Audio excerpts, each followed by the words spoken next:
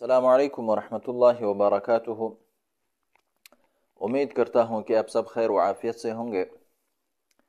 دوستو، آج ایک ہم ایسے ٹاپک پر بات کرنے جا رہے ہیں جو کہ ہمارے ہاں بہت مشہور ہے اور کتابوں میں ان کی بہت سی تعویلات کی گئی ہے۔ اور بہت سے دوستوں نے پوچھا بھی تھا، تو اس لیے میں نے بورڈ پر اس ٹاپک کو لایا تاکہ سب طلباء اور سب دوست اس اہم ٹاپک سے مستفید ہو سکے۔ یہ ہے قرآن مجید میں ایک آیت ہے، ان ھذان لساحران۔ اس کی ترکیب کیا ہے؟ کیونکہ یہ حروف مشبہ بالفعل میں سے ہے، تو اس کا اسم منصوب ہوگا اور ھذان جو ہے یہ مرفوع ہے۔ تو اس پر آج انشاءاللہ ہم تفصیل سے گفتگو کر لیں گے۔ تو سب سے پہلے ان میں 3 قراءتیں ہیں۔ پہلی قراءت حفص کا ہے، وہ ہے ان ھذان لساحران، ان ھذان لساحران۔ دوسری قراءت ہے قراءت ابی عمر کا، وہ ہے ان ھذین لساحران۔ اور تیسری قراءت جو ہے وہ جمہور کا ہے، جو کہ قرآن مجید میں موجود ہے، ان ھذان لساحران۔ ہمارے ہاں جو موجود ہے وہ ان ھذان قراءت الجمہور، ان ھذان لساحران۔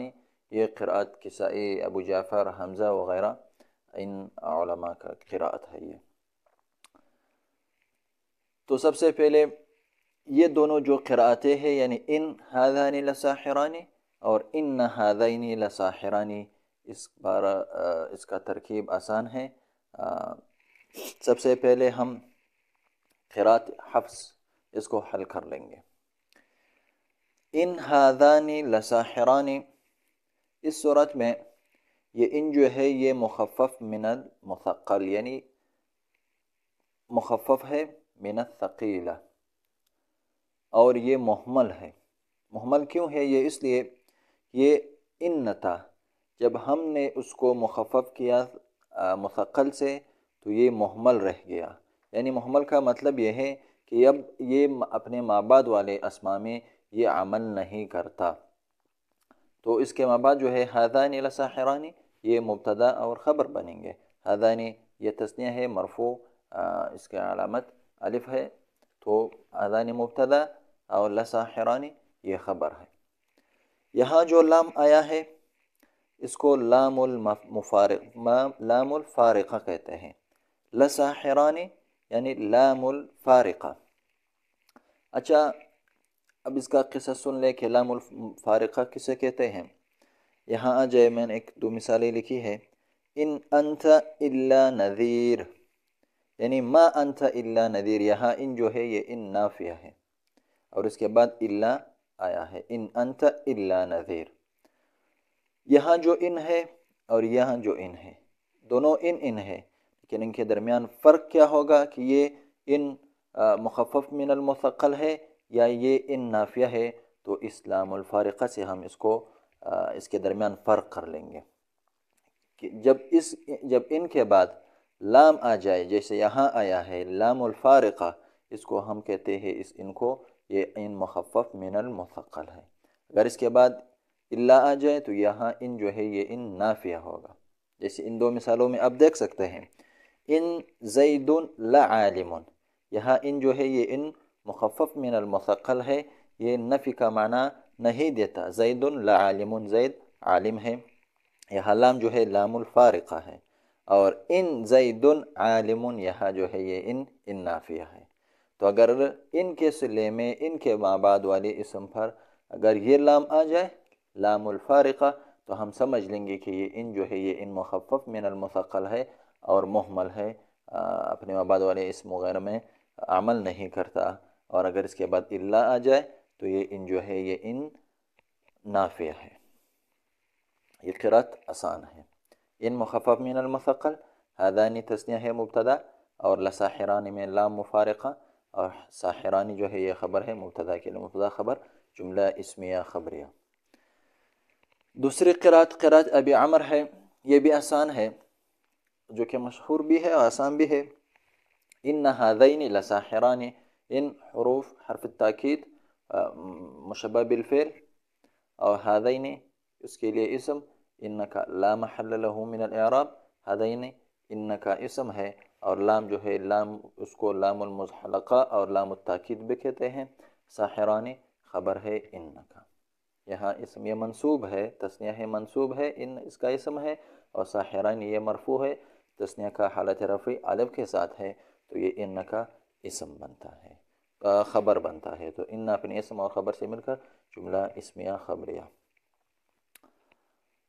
تیسری قرات جو ہے وہ قراءت الجمہور ہے. اس میں بہت سے اشکالات ہیں ہمارے طلباء کو، اور کتابوں میں بھی اس کی بہت سے تاویلات کی گئی ہے. تو آج ہم انشاءاللہ اس پر گفتگو کر لیں گے، شاید پھر تاویلات کی ضرورت باقی ہی نہیں رہے.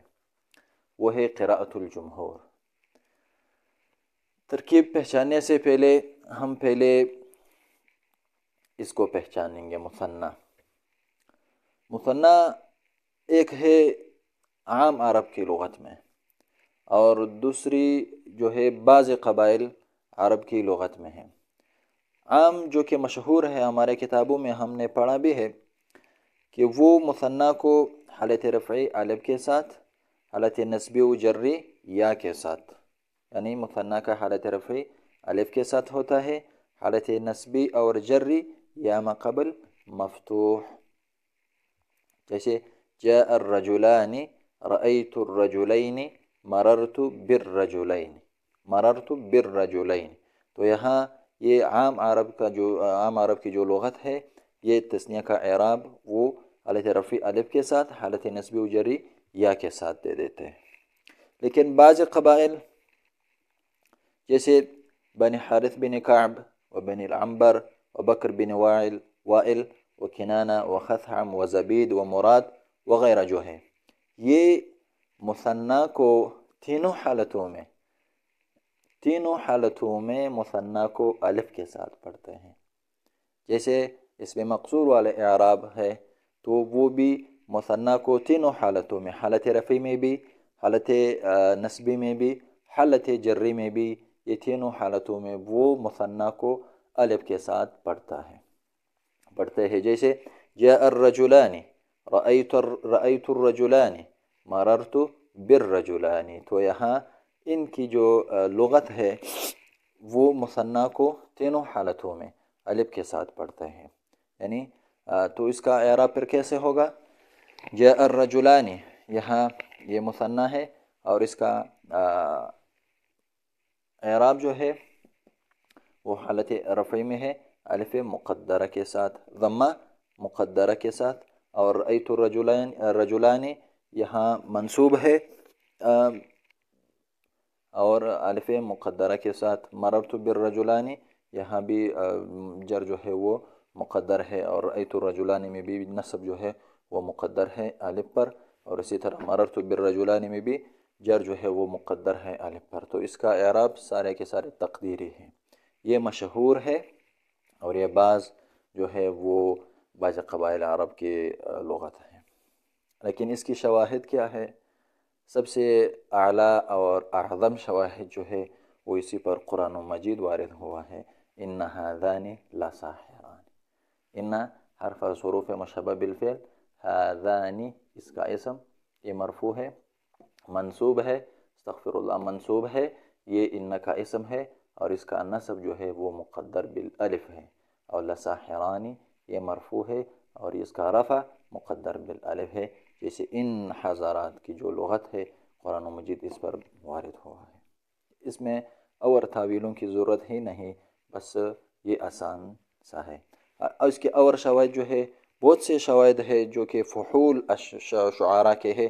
میں نے ایک دو کے کچھ اشعار لکھے ہیں، اور بھی بہت سے زیادہ ہیں. متلمس الضبعی کا شعر ہے فأطرق اطراق الشجاع ولو رأى مساغا لناباہ الشجاع لصمما. یہاں آپ دیکھیں لناباہ، لام حرف جر ہے، یہ تثنیہ ہے، چاہیے یہ تھا لنابیہ، لیکن اس نے حالت نسبی حالت جری کو الف کے ساتھ لایا ہے، تو یہاں اس کا حالت جری جو ہے وہ مقدر ہے الف کے ساتھ۔ روبہ بن عجاج اس کے شعر میں ہے واہن لسلما ثم واہن واہا هي المنى لو أننا نلناها يا ليت عيناها لنا وفاها بثمن نرضي به أباها إن أباها وأبا أباها قد بلغا في المجد غايتاها۔ یہاں اب دیکھیں یا لیت عیناها، صحیح عینیہا چاہیے تھا لیکن یہاں اس نے عیناہا لایا ہے۔ اسی طرح ان اباہا و ابا ابیہا، و ابا یہاں مضاف ہے، اباہا اس نے لایا ہے۔ قد بلغا فی المجد غایتیہا، اس کو منصوب لانا چاہیے تھا، منصوب تو ہے لیکن یا کے ساتھ لانا چاہیے تھا کیونکہ یہ حالت نسبی میں ہے، بلغا فعل او اس میں ہو ضمیر الف ضمیر فاعل ہے، غایتہ جو ہے اس کے لیے منصوب ہے و مفعول ہے، تو اس کو منصوب یعنی حالت یا کے ساتھ لانا چاہیے تھا لیکن اس نے الف کے ساتھ پڑھا ہے۔ تو یہ ان حضرات کی لغت پر یہ اشعار جو ہے یہ شواہد ہے ان پر، تو لہٰذا قرآن مجید میں جو ان ھذان لساحران یہ ان کی لغت پر وارد ہوا ہے، لہذا یہ تینوں حالتوں میں مثنیٰ کا اعراب تقدیری مانتے ہیں بالالف۔ انشاءاللہ امید ہے کہ آپ سب لوگ سمجھ گئے ہوں گے۔ جزاکم اللہ خیرا۔